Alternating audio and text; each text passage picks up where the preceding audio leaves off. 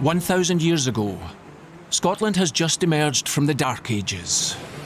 At home, tensions and rivalries threaten to rip it apart, outsiders to take it over. But now, in 2020, Scotland is a strong nation and a global player. Scotland is one of the oldest nations in Europe. The saltire is one of the oldest flags in the world. It takes up a third of mainland Britain, but with just 1/10 of its population. And yet this astonishing country has always punched above its weight. Scottish ideas and ingenuity have shaped our planet in dramatic ways. With the possible exception of the ancient Greeks, no other small country can compare with Scotland in terms of impact on human benefit. In its centuries-old love-hate relationship with England, this little kingdom has always stood firm. England could easily defeat Scotland in battle, but it couldn't hold Scotland. Scottish dynamism was at the forefront of the Industrial Revolution. Scotland is the most advanced industrial society in the world by the 1850s. Scottish scientists helped invent the modern world. Fundamentally, Maxwell makes modern physics possible. And Scotland has always played a crucial role in Britain's global history too. We make these discoveries of North Sea oil, which ultimately underwrites the economy for the next 50 years. Brutal, bloody, inspiring, and most of all surprising. This is the story of Scotland, 1,000 years of history.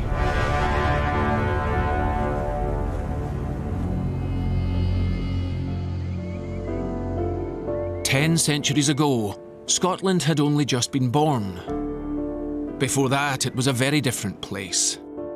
For a start, it's known as Alba, and it's a patchwork of different regions and peoples. You have the Scots, the Scoti, and of course the Scoti, to confuse things, are from Ireland. The other kind of main grouping that you have are the Picts, and you also have a group of kind of Strathclyde Britons who speak a kind of form of Welsh. And then around the edges, you also have Vikings. 1,000 years ago, these four peoples have coalesced into a single kingdom. Scotland at that time is a very different sort of kind of Scotland from what we would now sort of kind of see. They speak a different language, or languages. But by 1018, the kings of Scotland had established the border on the Tweed. After the defeat of the English by William the Conqueror, Norman knights came to Scotland too, to work as mercenaries.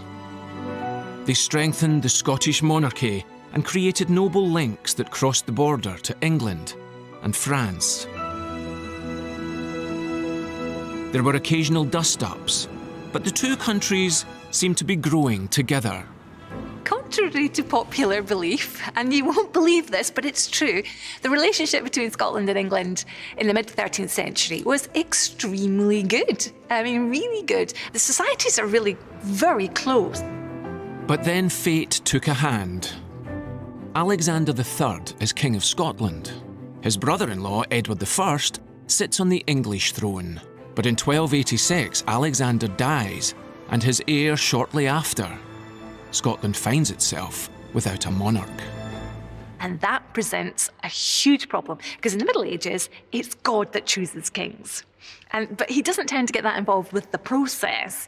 So who is going to make that decision? The Scottish nobility invite the English king, Edward I, to decide.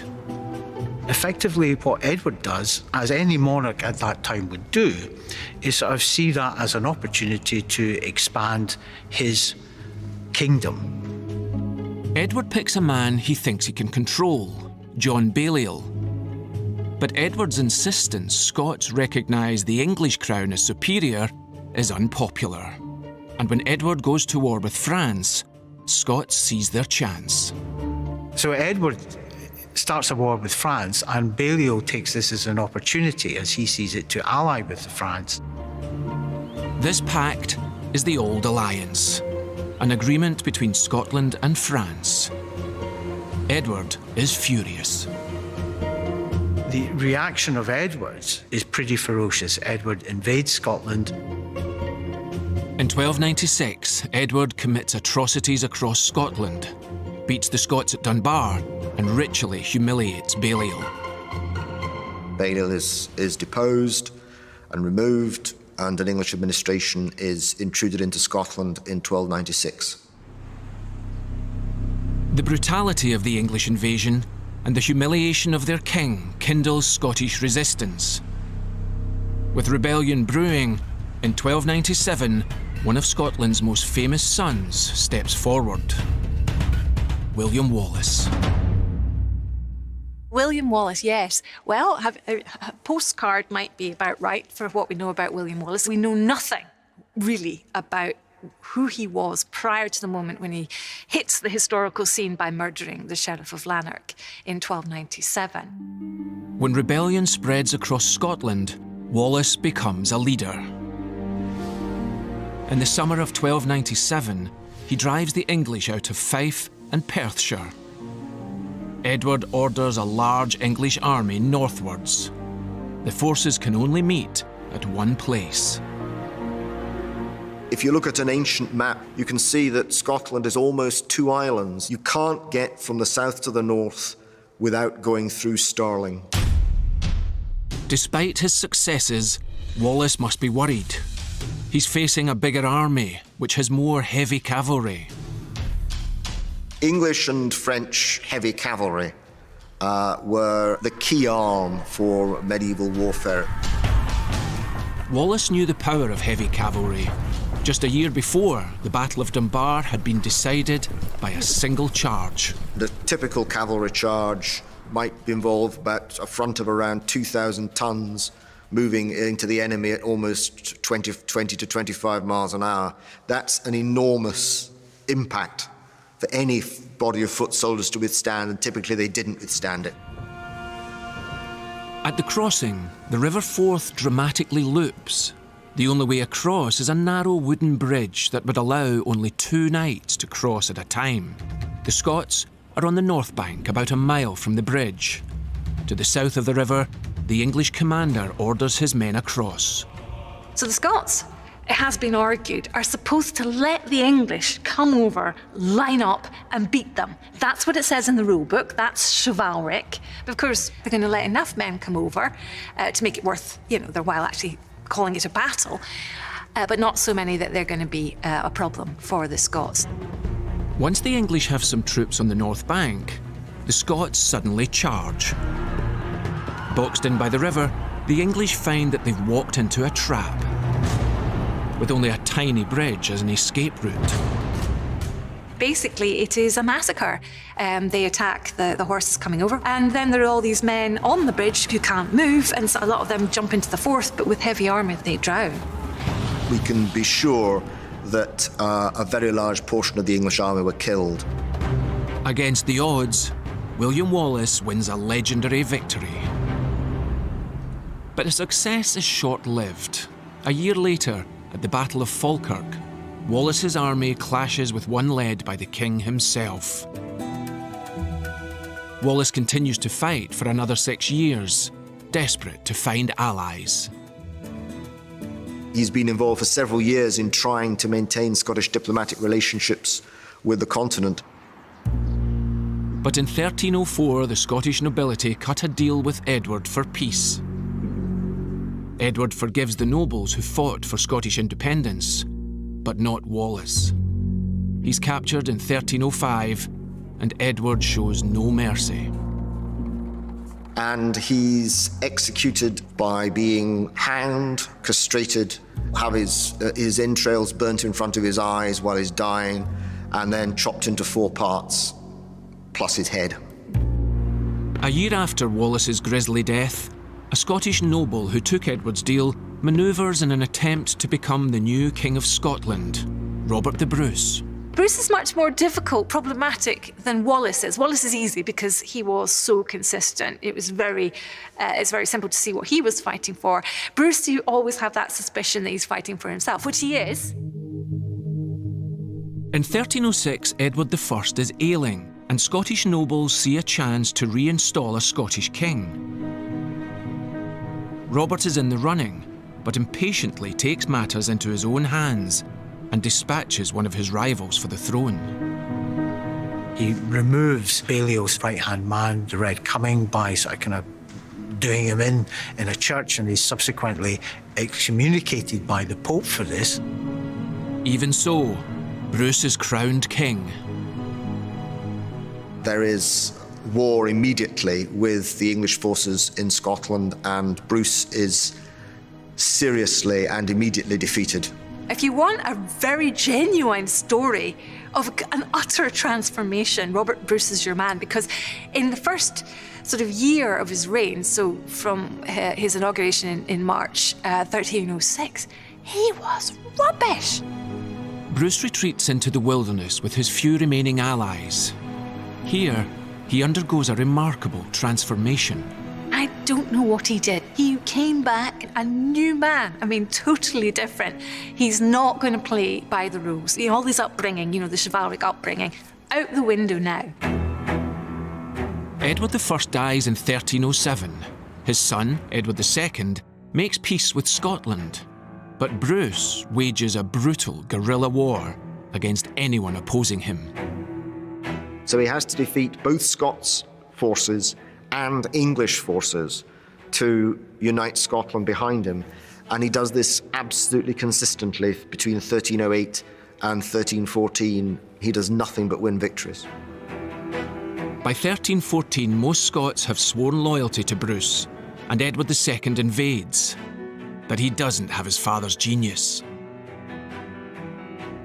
Edward II was not as incompetent as he is portrayed in Braveheart, but there is no doubt that he was a mediocre military leader.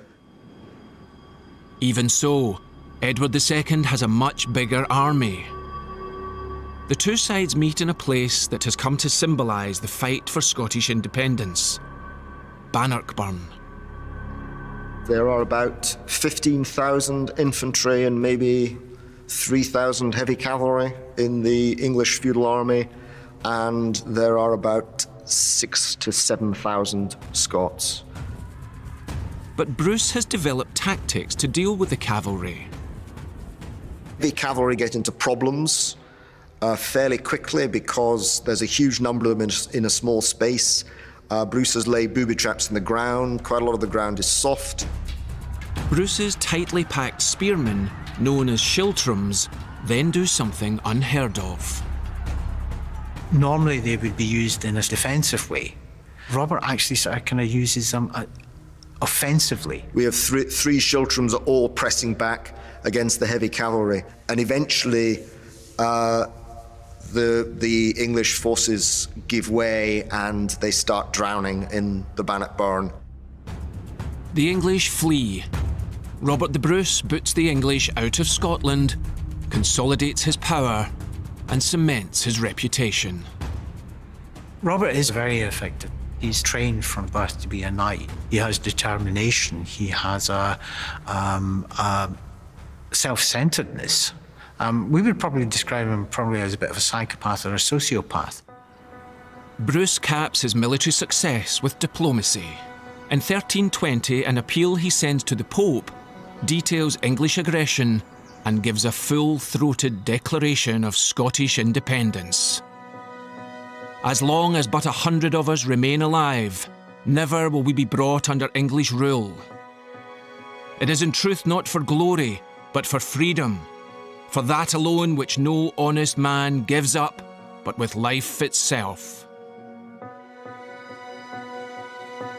The Pope demands Edward make peace, and in 1328, a peace treaty is signed in which England recognises Scotland's sovereignty. The period from 1296 to 1328 marks the start of the Wars of Independence, wars that help shape Scottish identity. Scotland remembers the Wars of Independence, and of course they weren't called that at the time, because there hadn't been this attempt to completely take over Scotland. And so it did a great deal to crystallise Scottish identity. Under Robert the Bruce's rule, Scotland shows it's not subject to its southern neighbour. It's a proud, unified nation that won't be beaten. England could easily defeat Scotland in battle, but it couldn't occupy, it couldn't hold Scotland. And that is important to the Scots in their sort of kind of sense of themselves. Now Scotland has forged a kingdom and identity. It is determined to keep it. But how will it do so with a much larger, richer, and more powerful neighbour to the south? During their 1,000-year history, Scots have had to fight fiercely for their independence. When Robert the Bruce dies in 1329, he hands to his son a united, independent Kingdom of Scotland. But religion and royal intrigues will threaten that unity in the centuries ahead. Robert's son, David II, dies without a male heir, and the crown passes to Robert II in 1371, the first of a long line of Stuart kings. They actually keep the kingdom together and they stop England from actually sort of kind of taking over. The second thing that they do, which is quite important, is that they start to connect themselves into Europe. The Stuart kings used diplomatic marriages into European royalty to keep the old alliance going. But this royal line faces crisis in 1542 when James V dies, leaving his 60-year-old baby to inherit the throne, Mary, Queen of Scots. It's not a great future was projected for her. And you can understand why. I mean, Scotland in the 16th century, early 16th century is very volatile. You've got continuing terrible relationship with England. And they would be looking at this wee lassie and thinking, how in heaven's name is she going to manage that? There were many candidates for Mary's hand, and even a war. But eventually the old alliance won out, and she was married to the King of France's heir, the Dauphin, Francis. She was dispatched to France, leaving her mother, Mary of Guise, to rule Scotland, supported by French troops. Mary's future seems assured. Queen of Scotland and future Queen of France, enough to rattle England's Elizabeth I about the safety of her northern border. But a new religious movement sweeping Europe will change all that. The Reformation. The Reformation was a religious, social and political conflict that spread across Europe in the century after 1517. The Reformation is basically the idea that the Catholic Church had become corrupt. Protestant reformers want to end the corruption. Scottish Protestants develop Presbyterianism. They not only want to end corruption, but they also want rid of the Catholic hierarchy of priests, bishops, and popes. There is no hierarchy. There's no intercessory between you and God. As long as you have a belief in God and a truly repentant heart, you have this direct connection to God. The movement convulses Europe for centuries. But in 1558, Protestant Queen Elizabeth I ascends to the English throne. And as Mary's grandmother was Henry VIII's sister, she can claim Elizabeth's throne, which the French relish. They can say legitimately, this is someone who is entitled to the English throne. And because Elizabeth I is Protestant, she's not recognised by the other heads of Europe. And so whoever marries Mary can say, I have a legitimate Queen of England here, and we're going to push that claim, and we're going to use military force and the force of the church to take it. Elizabeth has to act, and events in Scotland offer an opportunity. Mary of Guise, Mary's Catholic mother, rules in her absence. But as the ideas of Protestantism spread in Scotland, she faces increasing resistance. So what you get is a group of lords, known as the Lords of the Congregation, who are anti-French, who want to take back control of the Scottish government for themselves, but who are also interested in the Protestant religion. Ultimately, what happens is that in 1559, they begin a rebellion against Mary de Guise's governance of Scotland. The French send troops to Scotland to help Mary quell resistance. But Elizabeth sends a fleet to aid the Protestant lords. What's decisive about the English intervention is that they blockade the port of Leith and they effectively cut off Mary de Guise's ability to resupply her own troops. That and the death of Mary de Guise in the summer of 1560 are, I would say, probably the two decisive things that help the Lords of the Congregation sway the war in their favour. 1560 is Mary's Annus Horribilis. Her mother dies. Scotland is in the hands of Protestant lords. Then her husband, the King of France, Francis II, dies. She is just 18. Once destined to be Queen of Scotland, France and England, Mary's future is uncertain. Hoping she can defeat the Lords of Congregation and sway Scotland back to Catholicism, in 1561, the French sent her home. She comes back to Scotland that is completely unrecognisable to the one that she had left. And culturally, she's very changed as well. She's now French, effectively. She's Catholic. She comes back to a Scotland that is hardline Protestant, that is very patriarchal in terms of its government. Aged 19, queen of a country whose language she doesn't speak, and facing a hostile nobility, Mary's got her work cut out. But she's not to be underestimated. She negotiates quite a clever financial settlement with the Protestant Kirk. She also maintains a relatively balanced Privy Council, something like 10 Protestant courtiers to 4 Catholic ones.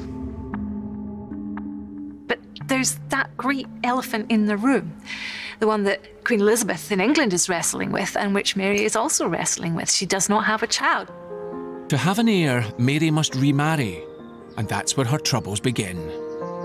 Now, the marriage of a queen is a hugely controversial issue. Does she marry abroad and give that power authority over Scotland? If she marries internally to Scotland, then she's going to annoy all the rest of her nobility who didn't get to marry her. So it's a real can of worms. But she does manage to pick the worst of the whole bunch. Henry Lord Darnley is, a complete... Well, he's just awful. Darnley was a complete idiot and was a huge liability. He was 19 years old. He was rumoured to be a heavy drinker. Was rumoured also to already be harbouring an STD. In 1566, Mary has a son with Darnley, who will become James VI. Darnley shows little interest and moves out. But Darnley is a liability for Mary and needs to be dealt with. In the early hours of 10th of February 1567, there's a huge explosion heard across Edinburgh and it rocks the whole city. And when they go to the rubble of the building, they find Darnley's body outside, not touched by the fire, but strangled and partially clothed, along with the body of one of his servants. Now, who did it is one of the great murder mysteries of Scottish history, but all fingers really pointed to the Earl of Bothwell. Just 3 months later, Mary marries Bothwell, the man implicated in Darnley's murder. When that happens, the Scottish nobility turn on them. 26 Scottish nobles, known as the Confederate Lords, raise an army against Mary and beat her. She's then taken and imprisoned in Lochleven, and her son James VI is crowned as King of Scotland at the end of July 1567, after she's forced to abdicate. In 1568, Mary escapes her prison, tries and fails to recapture her throne, and then does the unthinkable. She then flees to England and straight into the arms of Elizabeth. She believes that this woman, who is a distant kinswoman, a fellow female monarch, will have some sympathy and understanding of her plight, how wrong she is. Mary is imprisoned by her cousin, whose throne she once claimed. After almost 20 years in prison, Mary is accused of plotting against Queen Elizabeth. In the end, Elizabeth cannot afford to have her alive, and she is executed, and I don't think Elizabeth had much choice. Several hundred attend the execution. Facing death, Mary is an unrepentant Catholic and shows some French style. Her execution in 1587, when she famously throws off her black dress to reveal the scarlet robes of a martyr, even though that's a tightly controlled situation, she is able to steer it and create a great set piece with it. She forgives her executioner, prays in Latin. It takes several blows to behead her. When her head falls, it reveals she wore a wig. Her dog, found huddled in her dress, refuses to leave her body. It's a miserable end for someone who once could have been one of the most powerful women in Europe. She is one of these tragic figures of history where the situation in which she found herself was much, much bigger than she was equipped to deal with. Mary's son, King James VI of Scotland, is tutored by George Buchanan, a man who gave evidence that led to Mary's execution. Buchanan beats the young king and makes it clear he was no fan of his executed mother. I think one of the things you have to do is imagine what it would be like sort of kind of growing up as the son of Mary, Queen of Scots, and the person who is teaching you was the person who made the sort of kind of the legal case that your mother was a whore and a tyrant and deserved to be put to death. In one respect, Mary has the final say. In 1603, Elizabeth I dies childless. Mary's son, James, becomes the new king of England and Scotland.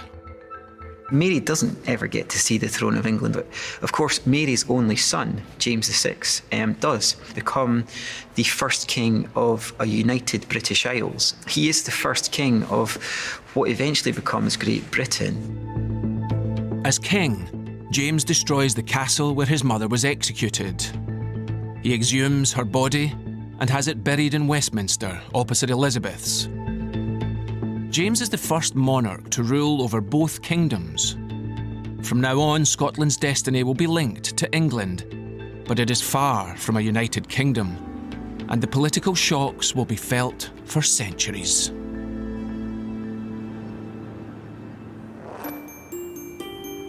In 1603, after nearly 600 years of Scottish history, the Scottish King James VI becomes James I of England. But the two kingdoms are not united. Each still has its own parliament, legal system, and church. There are even customs to be paid on trade between the two countries. And for James, there is another problem. In Scotland itself, clan battles and tensions between the Highlands and Lowlands is never far away. Back in the 1300s, Scotland's distinct geography was the same. Hilly and mountainous, highland in the north and west, rolling hills and flatland in the lowland south and east. Nobody really thought of Highlanders. All of Scotland was in many respects more similar because Scotland has always been a compound of Irish Gaelic landholding and English feudal landholding practices. And then what happened is that some of it became more modern in, say, the 14th or 15th century. What we think of as the lowlands changed more quickly than society. What we think of as the highlands changed. The remote highland areas favour cattle and tend to be Gaelic speaking. Lowland areas tend to have good agricultural land and people who speak Scots or English. And as the lowlands modernise, some lowlanders start to imagine a cultural difference. They very much stress the settled, arable, agricultural producing lowlander who is law-abiding, and productive. Whereas the Highlander, is moving around with his animals. He's much more lawless. In reality, the division was never so neat. But the Highlands do have a more militaristic culture. This, and the remoteness of the territory, means royal power is limited.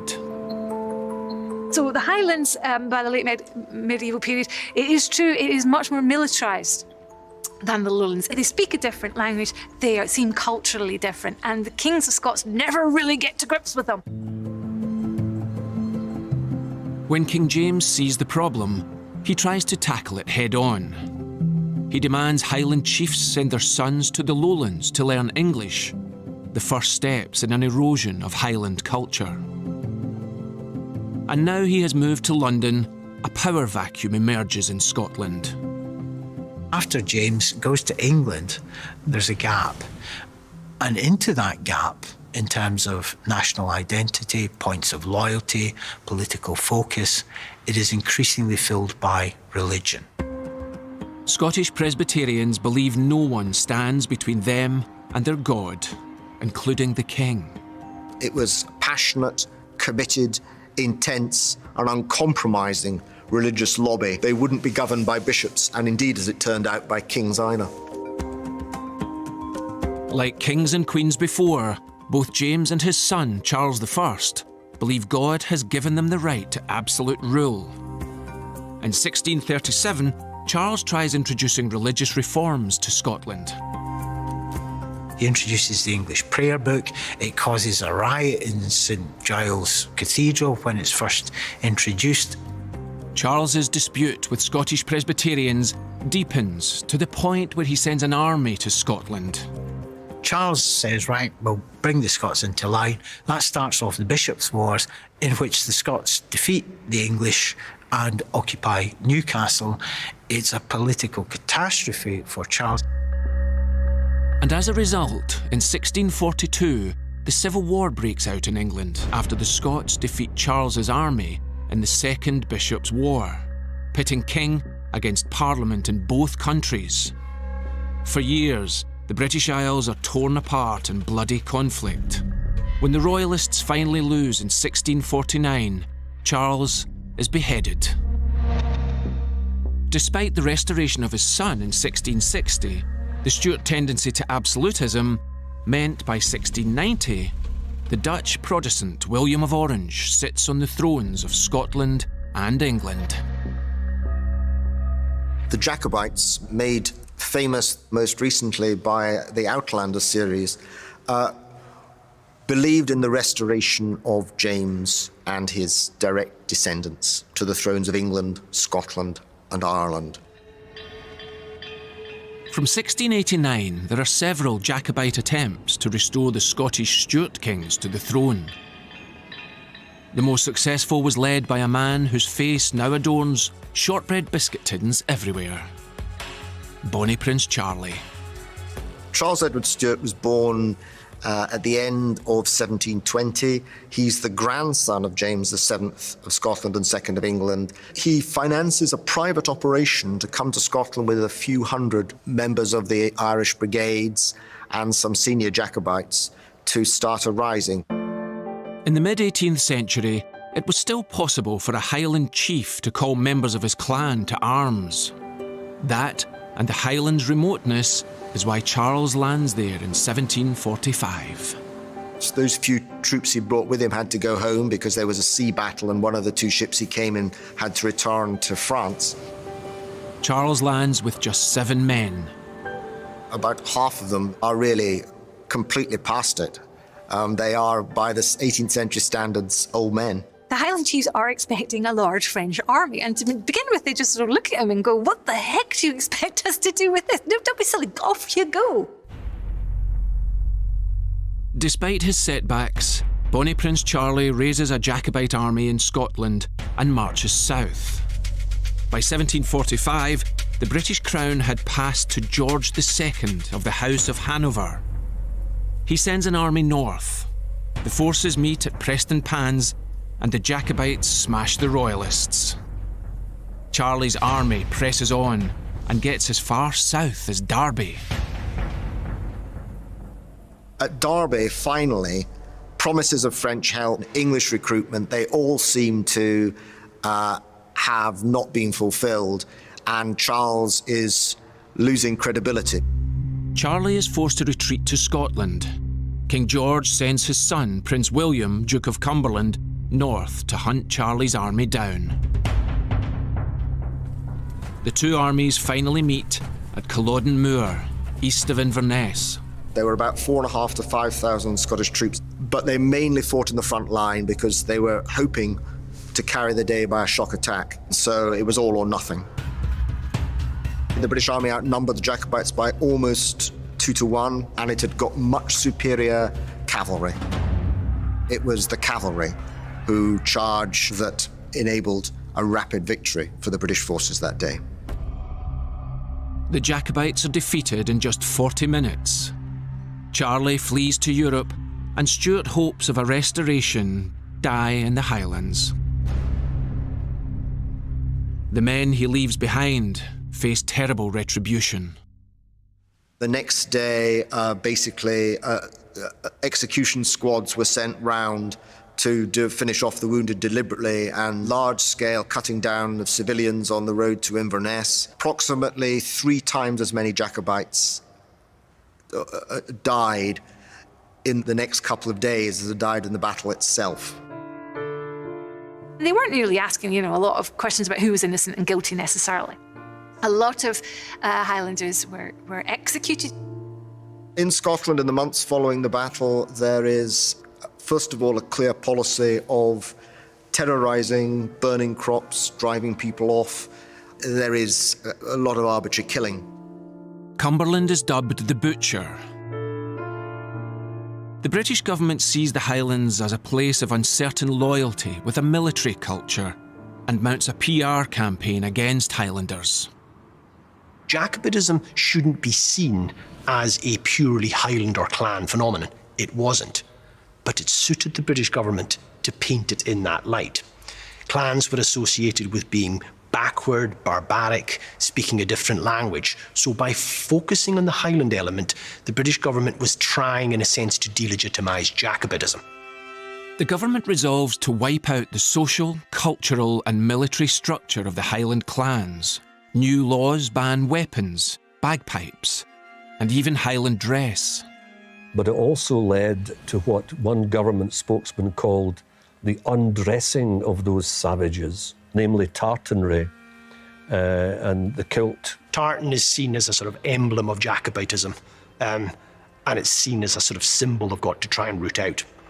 The legal powers of the chiefs are dismantled, and what you're doing there is robbing them of the sort of official power structures which kept the clans as cohesive political and military units. An entire way of life, already under pressure from modernisation, teeters on extinction. But the growing British Empire offers some Highlanders opportunity. When Britain is stretched during a big war against France, Britain turns to the Highlands for manpower. Now that's crucial because it begins the process of what we would describe as the rehabilitation of the figure of the Highlander. The bagpipes become a part of the British Army. The Highland dress becomes a part of the British Army. And what you're seeing effectively is the turning of former rebels into loyal redcoats. But what's really interesting, it's done with at least a symbolic nod to the elements of Highland culture which have been prominent during the Jacobite era. So they can retain their bagpipes, they can retain their kilts, they can retain their broadswords. At the same time, artists and writers start to romanticise the Highlander. In 1822, King George visits Scotland, the first monarch to do so since 1651. He attends an event in Edinburgh. It's organised by Sir Walter Scott, and what he does is he Highlandises it to give the monarchy a kind of distinctive Scottish dimension. King George, the nephew of the Butcher, Cumberland, arrives in a spectacular tartan outfit. He turns in a mini kilt with pink tights, and he was fairly corpulent, so it probably was not the best sort of sartorial matching. And he's addressed as the chief of the chiefs. This romantic image of the Highlander, aided and abetted by the novels of Sir Walter Scott and others, the new awareness that the hill country of the Highlands was actually an attractive area. Scotland opens up for tourists. The English now, they're flocking to the Highlands.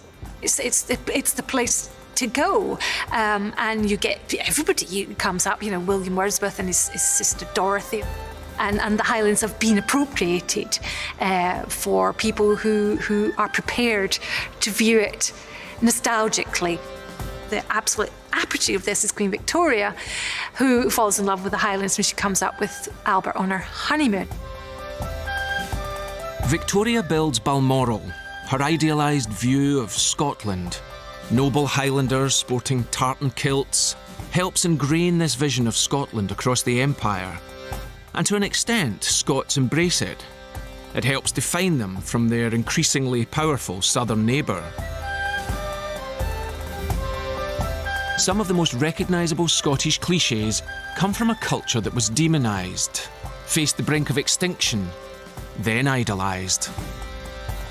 But although it only ever represented part of Scotland, a country with a history far richer than any cliché, the taste for Highland tartanry is a symbol that in the turmoil of the previous centuries, a new nation has emerged, the United Kingdom of Great Britain.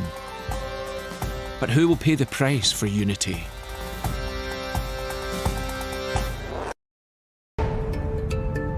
When, after 600 years of Scottish history, Scotland's James VI becomes King of England, the two countries remain separate, and nowhere more so than over the question of trade. In the 13th century, Scottish traders are making connections in Europe from the Baltics to Flanders, trading in fish, timber and wool. It is a small northern European kingdom. Its links really tend to be primarily across the North Sea. Over the centuries, Scotland and France are close. Scottish soldiers fight alongside Joan of Arc, and up until the Reformation of Scotland, look to France as its main ally, with the European mainland the destination for most of its trade. After the Reformation and the Union of the Crowns, Scotland then looks more to England for trade. But by the 17th century, there's a new kid on the block. The Dutch are the wonder of Europe in the 17th century. They're just really, really good, efficient traders. Scotland develops close ties to the Netherlands. They're Protestant, and they're establishing a very successful trading empire. So when England's expanding empire comes into competition with France and the Netherlands, there's trouble. The result is then a series of conflicts or bits of trade legislation which make the selling of Scottish goods in this North Sea world increasingly difficult. And that led many people to argue that because trade suffered, they should have free trade with England. But English merchants resist free trade with Scotland. If England gives an open trade relationship to Scotland, it is in effect letting the Netherlands in the back door. English laws protect the English economy at the expense of the Scots. Scotland watches enviously as other European nations set up lucrative trading posts and colonies, not least England.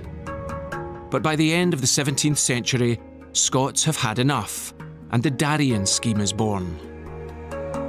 So the Darien venture is Scotland's attempt at establishing its own colony on the Isthmus of Panama, where Panama is at its narrowest and it's more or less where you find the Panama Canal these days.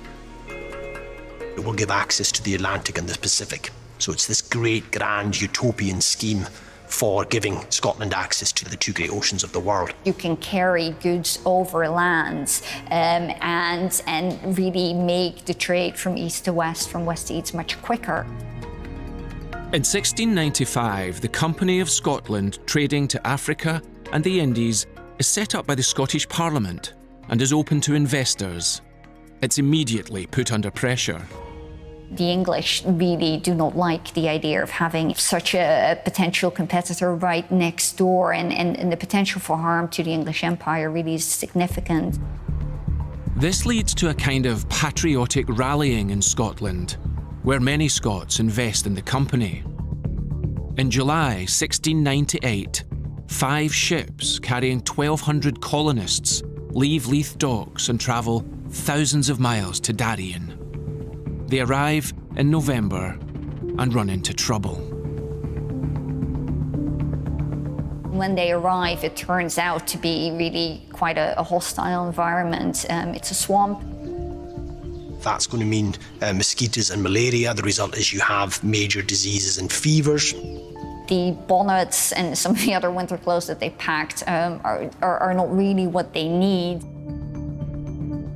Despite appeals, William, King of both England and Scotland, refuses to help the Scots in Darien, because Darien is also claimed by his ally, Spain.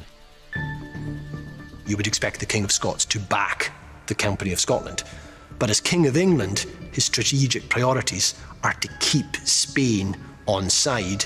In that position, the king is always going to choose what works best for England. The king issues a number of edicts which stipulate that Scots are not to be helped along the way. English governors in the other side of the Atlantic, in places like Jamaica or the mainland colonies, are told not to help. They're to deny the Scots, in a sense, assistance. Darien really is has a big impact on Scotland. It becomes a trauma. 3,750 Scots set out for Darien, but only a handful return. Scotland's colonial ambitions die, and there's an economic fallout.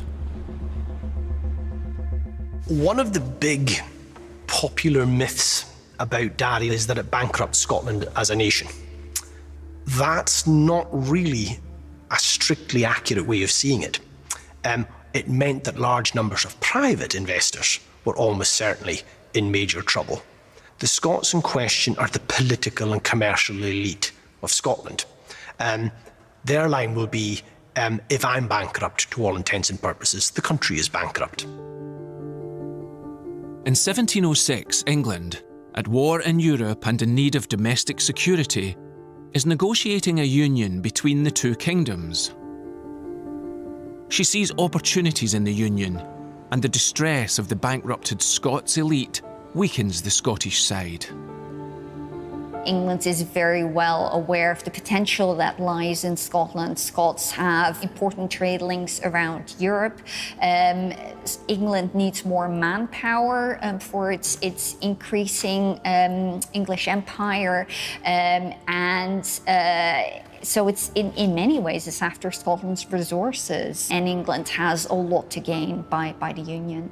In the negotiations of 1706, the English crown agrees to use taxpayers' money as compensation, then that helps create the sense that Scotland is gaining something meaningful from the negotiations, and in a sense it helps probably lubricate the Scottish Parliament's acceptance of the Union.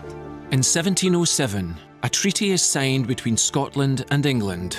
It's the birth of Great Britain, that the two kingdoms of Scotland and England shall upon the 1st day of May next, ensuing the date hereof and forever after, be united into one kingdom by the name of Great Britain.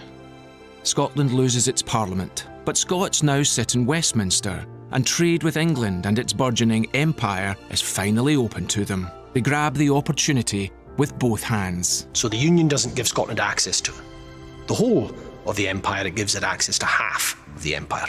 But it meant free trade and navigation in what you would describe as the Atlantic Empire. Scots already had links with the Americas. Now many Glasgow-based merchants ramp up their trade with the colonies.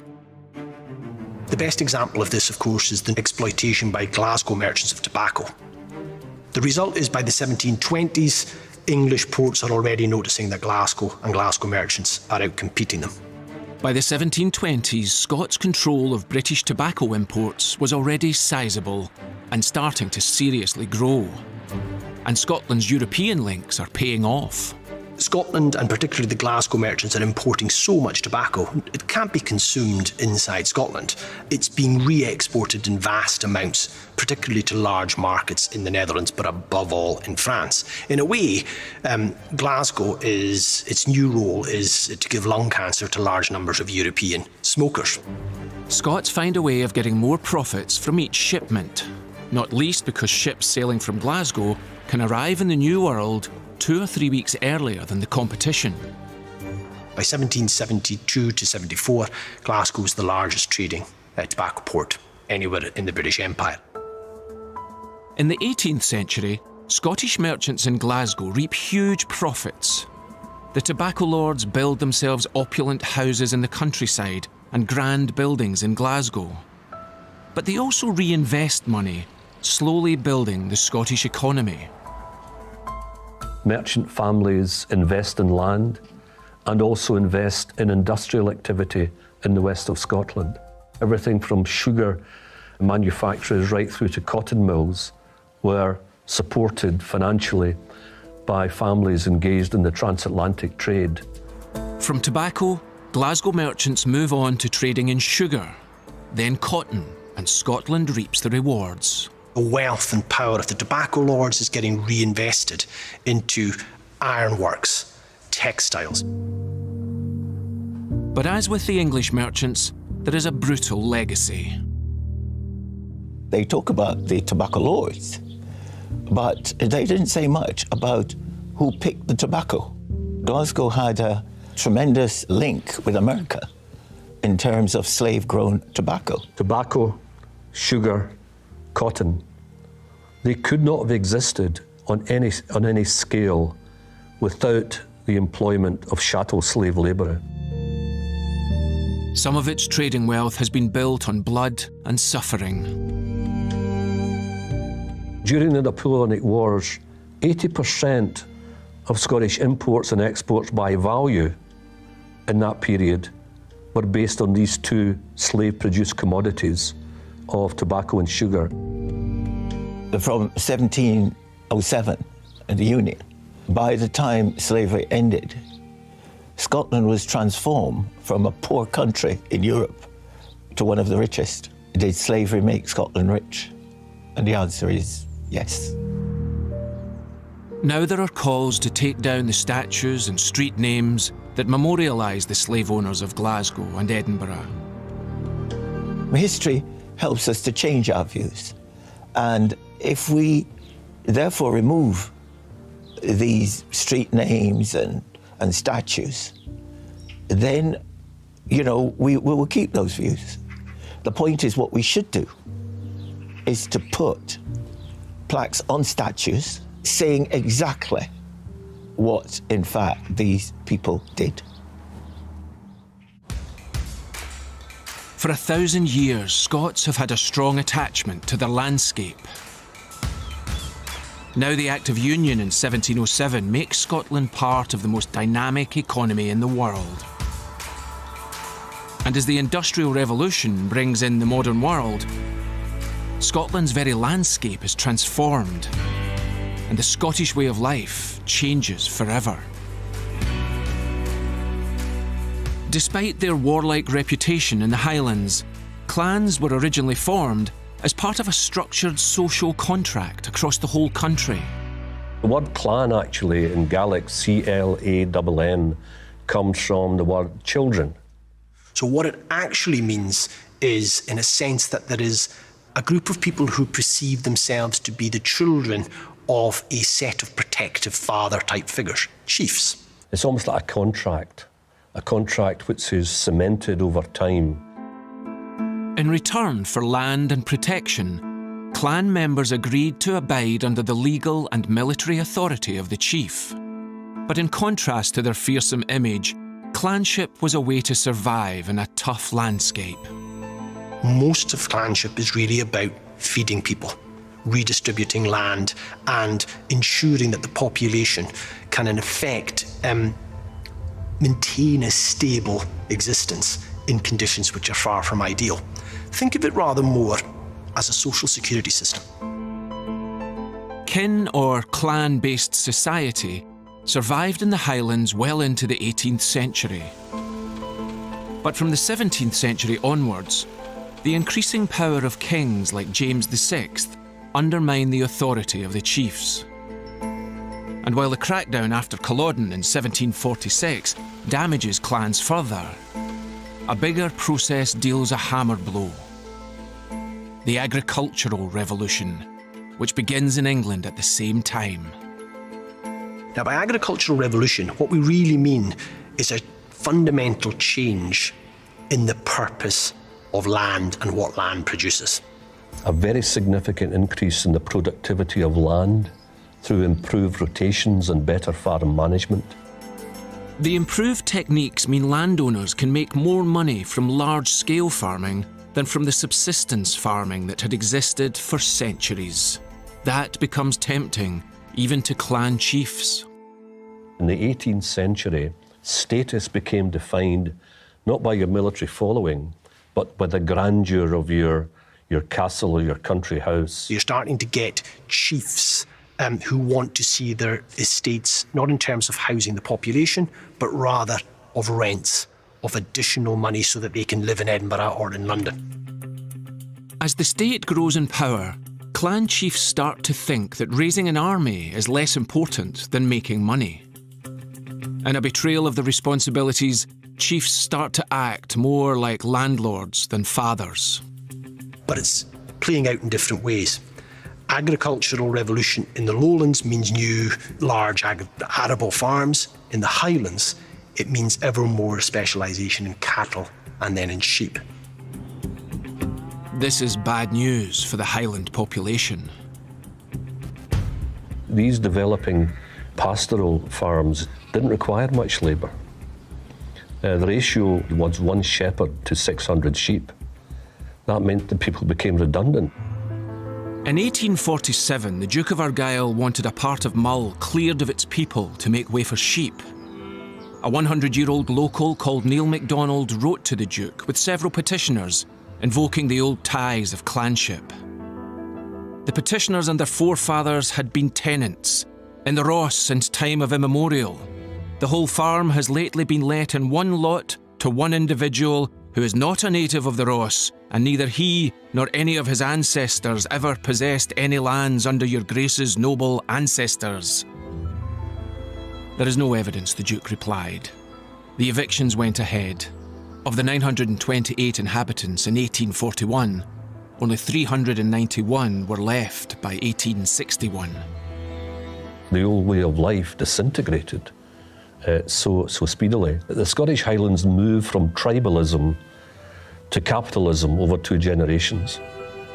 In 1 decade, the Duke and Duchess of Sutherland forcibly removes thousands of people to make room for 200,000 sheep. Communities are burnt to the ground, and some accounts tell of elderly people still in their beds as the fires were lit. The large-scale sheep farming emerged in the inner areas. What you had was pushing the people to the coast, so that what the landowner was concerned to do was to create a dual economy, to make 2 sources of profit. Those shunted to the coast are sometimes offered small buildings and land called crofts. Tiny crofts were established with single families, and these were literally shaved to a minimum to ensure that the people could not derive a full subsistence from the croft holding. So they had to have other sources of income. The key props of this new type of sort of crofting community is effectively fishing, keeping a bit of cattle, kelping, and the foodstuff that enables it is the potato. While kelping and fishing are sustainable and profitable, you have economic income. If they collapse or the prices go down and the potato fails, many tens of thousands of people are suddenly vulnerable. This is exactly what happens from 1820. Fishing declines, kelp prices plummet, and a potato famine hits. It devastates the population. Some landlords impose further evictions. By now, some people have had enough. About 1/3 of the population of the Western Highlands and Islands leaving between 1841 and 1861. There's mass migration to the lowlands, America, Canada, and Australia. The commercialisation of farming happened just as cities were growing and demanding more food. This, and the greed of landowners, sounded the final death knell for the clans. 2 powerful forces which quite literally pulverised the old social fabric of Scotland, which had existed for centuries. The impact of these clearances can still be seen today if you drive north from Carlisle. For mile after mile, after crossing that border, you will see a landscape the border countryside, which is literally empty of people, because of the big sheep farms that were established there from the later 17th century. Many leaving the lowlands flock to the cities, where their lives are about to be changed by another process, the Industrial Revolution. It's a process which, of course, begins slowly and is happening slowly in England too, but starts to reach a sort of critical mass probably sometime around the 1770s or 1780s. Improved technology means machines can make more textiles than traditional methods.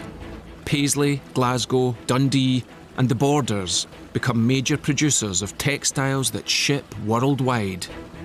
If you went to the 1830s and 1840s, the human face of Scotland's Industrial Revolution would have been a woman, i.e. the majority of the actual labour force are women, particularly because textiles play such an important part in Scotland's early Industrial Revolution.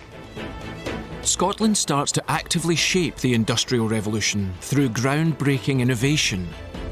The Industrial Revolution in Scotland is characterised by technical innovation.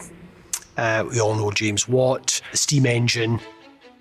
In 1776, Glasgow-based James Watt improves the steam engine, the workhorse of the Industrial Revolution. Railways link cities and country like never before. Scotland is industrialising. And then from about the 1830s, this extraordinary mushrooming of industry. We're thinking here, of course, of iron, steel, heavy engineering. The pace of change in Scotland at this time is extraordinary. By 1841, around 75% of men in Glasgow and Dundee and around 2/3 of women work in industry. The dramatic speed, the depth of the changes, no country in Europe could match that. In the space of 80 or 90 years, Scotland undergoes changes that take centuries to happen in England. In the mid-18th century, only about 1 Scot in 10 lived in urban areas of 3,000 or above. By the time you get to the census of 1861, 65% of Scots are living in urban areas. People leaving Highland and Lowland areas cram into cities. Many of them go to the central belt between Glasgow and Edinburgh. But it's happening so quickly that housing, health, water, sewage supplies simply can't keep up. The result is you have what looks like a modern economy, but with dreadful social conditions. By the 1830s, the death rates in Scotland have actually increased per 10,000. As industrialisation spreads around the world, in order to compete, Scotland specialises in industries like shipbuilding. One of the leading edges that the Scottish shipbuilding firms had by even as early as the 1820s, 1830s, was not so much in construction, but in engineering. And those engineering skills came from the previous levels of expertise in steam manufacture of engines for cotton and mills. Ships had been built on the Clyde River for centuries, but from the 1840s on, it goes through a revolution. The Clyde gets a reputation for being the best location for shipbuilding in the British Empire, then the world. Clyde built becomes a byword for quality, and its success blossoms. Extraordinary to think that on the eve of the Great War in 1914, a fifth of all the world's built vessels in that year, both civilian, both mercantile if you like, and naval, were launched in a single river in Scotland, the River Clyde. By the end of the 19th century, Scotland's people and landscape has undergone radical change. Scotland's break with its rural past was sudden, sharp. It's also ironic that it's in this period that Scotland portrays to the world a rural face. You know, that it's a highland country, whereas it's become, after England, the most urbanised society on earth. After 8 centuries of Scotland's 1,000-year history, the industrial Scottish economy of the Victorian era is world-beating. It depends crucially on Scottish know-how, and particularly on Scottish education, which has become the envy of the world. It's an astonishing story. 1,000 years ago, you couldn't describe Scotland as an intellectual or creative beacon. Back then, what education there is comes from the church and is aimed at training clergy. You could get an education in the cathedral school, particularly as part of the song school there, if you're going to go in the choir. As a nobleman, you might be educated at home. Over the centuries, education develops and grammar schools start to appear in the larger towns. There was, in no sense, any kind of universalism in education, even in terms of basic literacy. But the situation had improved considerably by the mid-16th century, and especially for the middle classes. You had some schools in the towns, and you did get very limited educational opportunities for girls as well as boys. You would get sewing schools as well. But generally speaking, the educational provision was very slim. By the 1560s, Protestant reformers like John Knox want to change all that. The Reformation had as one of its key defining focuses an emphasis on literacy, so that people could read and understand the Bible themselves in their own language. The big distinction in terms of the Protestant Reformation and what had gone before was this scheme for universal education. Knox and other reformers wanted a school in every parish across Scotland, giving education to rich and poor, town and country alike.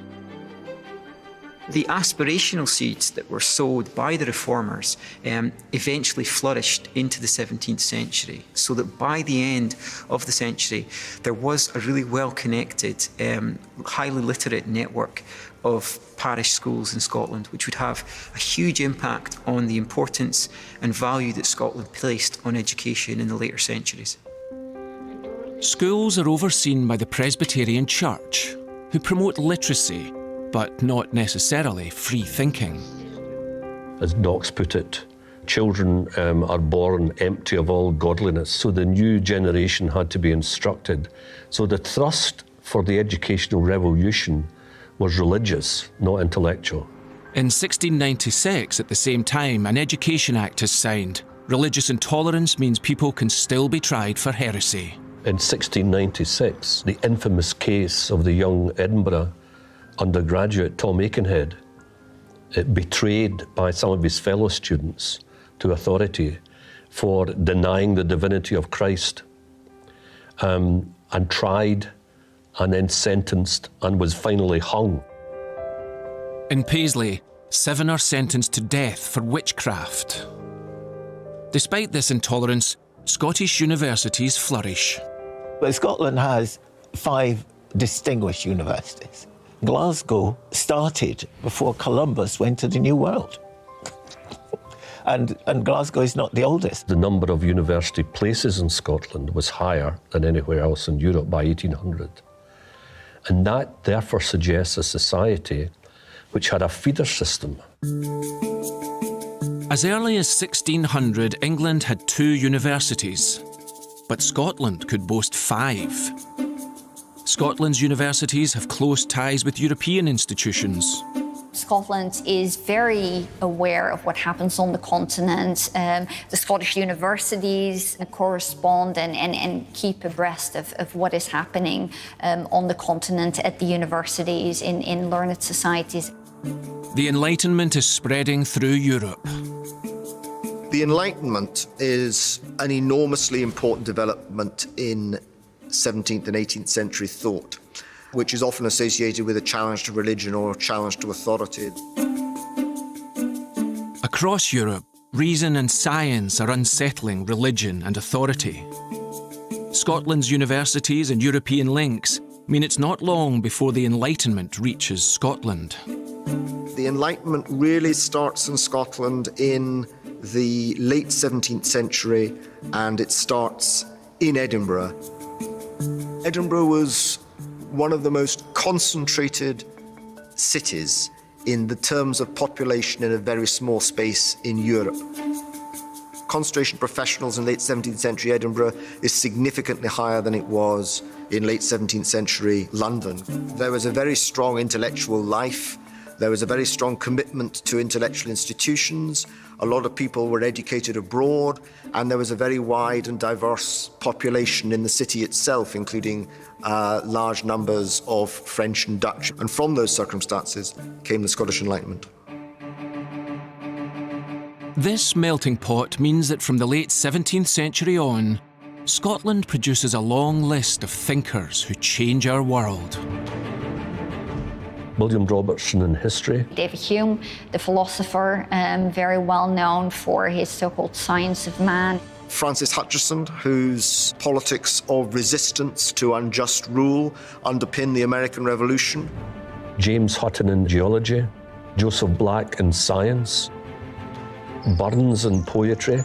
Scott in fiction. And so the roll call goes on and on. Adam Smith's creation, what fundamentally we think of as modern economics. In 1776, Smith writes The Wealth of Nations, which deeply influences politicians for centuries. He argues society doesn't need kings or ministers to improve. Open marketplaces and human nature will do the job. This introduces the idea of free trade, which lives with us today. The scale of Scottish intellectual achievement attracts the attention of Europe. We looked to Scotland for all our notions of civilization, unquote. And that was from a leading figure at the centre of the French Enlightenment. Scottish medical schools attract a host of international students, and ideas from Scotland spread across the globe. Scotland changes. The religious intolerance that defined the 17th century gives way to rational inquiry. But the Enlightenment in Scotland has a distinctive feel. Scotland was probably the poorest European country to have a major Enlightenment.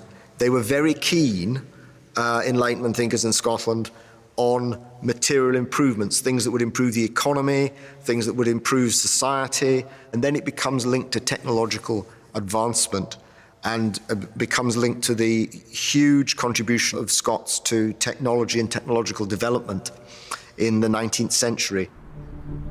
From the late 18th century and right through the 19th century, there's a practicality to the Scottish Enlightenment, a desire to improve people's material circumstances. James Watt's improvements to the steam engine is one early example, but Scottish innovation continues over the centuries. The invention of the telephone by Alexander Graham Bell in the 1880s, the development of modern anaesthetics by James Young Simpson in the 1840s, and the development of sterilisation, a very topical, I think, development by Joseph Lister in the 1870s and 80s. The great Scottish road makers like Macadam, bridge builders like Arrol, Lord Kelvin, who made the underwater telegraph possible, spent his career as a professor at the University of Glasgow. First practical steamboat in the early 19th century. James Clerk Maxwell, widely regarded by those in the profession as one of the three most important physicists of all time. James Clerk Maxwell is often overlooked in Britain, but he's famed around the world. Asked if he stood on the shoulders of Newton, Einstein replied, "I stood on the shoulders of Maxwell." He had a picture of the Scot in his study. Fundamentally, Maxwell makes modern physics possible because he integrated Newtonian physics with electromagnetism. Maxwell's work in electromagnetism changed the way we understand reality itself. His work would have practical uses too. Without it, we wouldn't have radio, TV, modern communications, X-rays, or the telescopes that peer into deep space. The intellectual and engineering achievements of Scots have helped shape the world we now live in. I think from in the 18th, 19th, early 20th centuries, there's little doubt that the country has disproportionately contributed to to human advance in a whole variety of different areas. Given this rich history, perhaps it's no surprise that when the Scottish Parliament reopened in 1999, one of its first pieces of legislation paved the way for the abolition of upfront tuition fees for Scottish university students. Scotland is one of very few countries in the world with its population size that it's currently got 5 universities in the world's top 200. I think there's no doubt that Scotland continues to punch above its weight intellectually in that it is, on the latest figures, the second highest cited country for its research after Switzerland per capita in the world. The citation that comes to mind at this point is Churchill's. He said, with the possible exception of the ancient Greeks, no other small country can compare with Scotland in terms of impact on human benefit.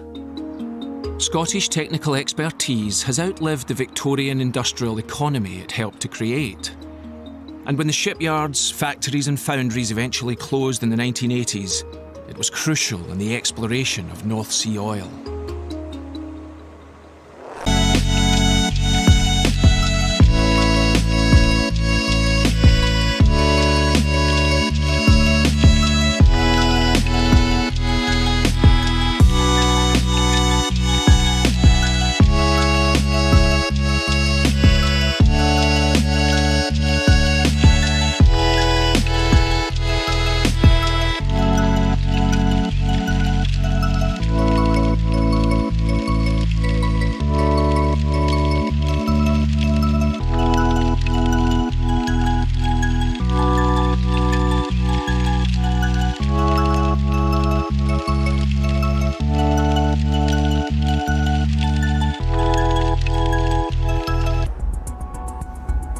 "900 years of Scottish history have resulted in one of the most important industrial economies in the world. But in the late 20th century, all that will change, as will Scotland's place in the world. And at the heart of these changes is the matter of energy. For millennia, our energy needs were simple. We relied on the sun for heat, or we burned wood. We used animals, water or wind for transport, or to power simple machinery. In 1776, James Watt changed all that when he improved the steam engine, which helped kickstart the Industrial Revolution. Then in 1847, James Young first extracted oil from shale rock. He called it paraffin. An alternative to whale oil, paraffin could be used for lighting, and it helped productivity. Suddenly, we were actually able to work for much longer periods, and we weren't restricted by the seasons and by the length of the daylight. This allowed more productivity, but it changed home life too. That was effectively Scotland's first kind of oil boom. By the turn of the 20th century, there was over 100 companies working in the Midland Valley of Scotland, so the strip in between Glasgow and Edinburgh, mining and extracting shale oil. And it was a really big business and fundamentally changed the way that people lit their homes and heated their homes. After World War II, Britain's need for this crucial resource would lead to entanglements in the Middle East and elsewhere. But in 1969, a bit of Norwegian good luck inspired Britain to look for it closer to home. A company called Phillips Petroleum out of Oklahoma, they arrived and they went to see the Norwegian government and said, we want rights to the whole of the Norwegian continental shelf. The Norwegian government said, maybe, maybe not, but first of all, you've got to drill some wells. So Phillips made a deal with them that they would drill 13 wells on the Norwegian continental shelf. Recent gas discoveries in the North Sea had inspired Phillips to look for oil. It was a bit of a punt. Only 25% of the wells that are drilled for exploration ever actually find any oil. The other 75% there won't be anything there. So it's a risky business. And basically they drilled 12 dry holes. So a dry hole means that you didn't find anything. And they actually went to the Norwegian government and asked to be let off the last well, and the Norwegian government said, no, you got to go and do it. You made a commitment. So they did it. And that was basically, they discovered Ekofisk, which was the first major discovery in the Norwegian continental shelves. European countries had already agreed how to share any oil and gas from the North Sea. And effectively to a piece of the ocean. So the bulk of the North Sea was subdivided between the Norway, who were the big winners in that agreement. Norway's success inspired the UK. A company called Amoco, which is now part of BP, they made the first discovery in the UK sector. Discovery was made by BP the following year. That was a field called Forties. And then Peak, the Forties field produced 500,000 barrels a day, selling for nearly $40 each. Many discoveries are east of Scotland, and Aberdeen becomes a key hub in the UK's oil. Wells were on land and they were drilled to a few hundred feet. Compare that to the North Sea, where waves, relatively deep water, very cold. The North Sea would test Scottish engineering. So some of the big, large platforms will be a factory, will be a processing plant, effectively placing a large industrial complex in the ocean, often in water, building a city in the sea. They are amazing feats of engineering. Its hard environment inevitably came with risk and tragedy. Explosion and fire on the Piper platform. On the 6th of July in 1988, there was a colossal accident out in the northern North Sea. The situation is that the platform is completely on fire from sea level to top. Piper Alpha was not just a platform sitting on one field, it was actually the hub for a whole bunch of other fields. And the oil was all channeled into this hub and then carried off to the mainland. A routine maintenance check resulted in a small explosion on Piper Alpha. These were comparatively small and would have been manageable, but the problem was that the way the platform had been designed, those initial explosions wiped out the control center. A lack of communication led to the problem escalating. So basically what you've got is the hub is burning and you've got 2 or 3 outlying structures still pumping oil and gas into it. And that then led to a massive explosion which basically destroyed the entire platform. 167 people lose their lives. Only 61 people escape the platform. In response, the oil industry overhauls its entire health and safety rules. All of these sort of things that we have today, which makes the oil industry actually a very safe industry, they all came from that terrible tragedy. North Sea oil was providing an economic lifeline to Britain at a time when it needed it most. There has been years and years of austerity and rationing, and the economy is effectively bankrupt.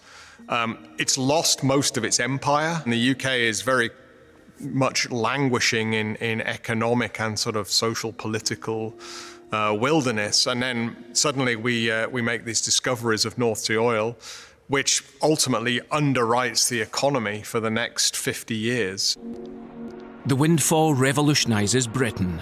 The government reduces coal consumption and can smash protests from miners, knowing that Britain is energy secure. And it helps fuel the loads of money culture of the 80s. But as we became increasingly aware of the issue of climate change, many governments have looked to move away from fossil fuels to renewable sources of energy. And Scots have played a leading role. There was a quite ambitious target to try to sort of generate 50% of Scotland's domestic use of electricity by 2015. That was met. Coming into the present day, 2020, where we're already generating 90% of the domestic power. Ironically, one of the things that helps Scotland develop renewable energy is something the country is infamous for: its weather. Scotland is ideally placed for renewables, so it's very windy. It's got a lot of coastline with a reasonably high tidal range and a lot of wave activity. And then actually, certainly on the eastern side of the country, it's actually pretty sunny. Scottish weather may be a renewables goldmine when combined with engineering ingenuity. Scotland's been at the centre of energy innovation pretty much since day one, right from the very start of the Industrial Revolution, all the way obviously through the sort of the oil period. And there's a very strong expertise in building kind of solving difficult offshore problems and solving sort of difficult engineering problems associated with the production of energy. Scotland has the biggest wind resource in Europe, and its engineers have developed new and efficient turbines. It has the world's first floating offshore wind farm. It provides 85% of the UK's hydroelectric power, and it's played a leading role in wave power, including developing the world's first tidal array. But we're still only actually exploiting less than a quarter of the potential for renewable energy when you combine the wave, wind, hydro, solar, and tide. So going forward, there is massive potential for sort of developing this further and sort of selling it and exporting that energy. In 2020, Scotland may produce all of its electricity from renewable energy. And it has a great potential to make money from selling clean energy to other countries. A country with a rich industrial past has, in recent decades, undergone its own green revolution. But the politics of energy has also brought into question Scotland's place in a united kingdom. For many people think it's Scotland's oil. In the early 1980s, the oil revenue was accounting for about 10% of all of Britain's income. And it's very interesting to contrast it to Norway, and the Norwegian government basically put all of the money into an investment fund, which they call the Oil Fund, which is now basically, you know, they can fund a very nice life for everybody going forward. The contrast to that is in the UK, where all the money was basically just spent as we got it. Margaret Thatcher's government used the money to cushion Britain during the devastation of traditional manufacturing industries in the 1980s. The North Sea was subdivided in the treaty in 1965 into the various countries around it based on how much of your coastline was sort of faced out into the basin. And if you follow that logic, about 90 to 95% of all of the North Sea oil would belong to Scotland. For the first time in centuries, pressure for Scotland to become an independent nation begins to grow.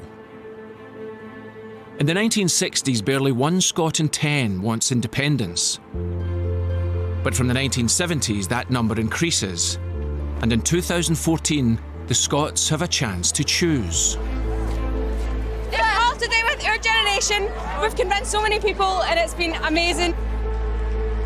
For the first time, people as young as 16 are allowed to vote. They are overwhelmingly in favour of independence. But enough Scots still believe in the united kingdom their ancestors invented in the years after Culloden in the 1700s. Deep down inside me, I'm panicking that I'm going to lose my country. The referendum's result is narrow. It sparked a generation of politically aware young kids. Perhaps this is a reflection of Scotland's rich history and the centuries-long relationship between the two nations.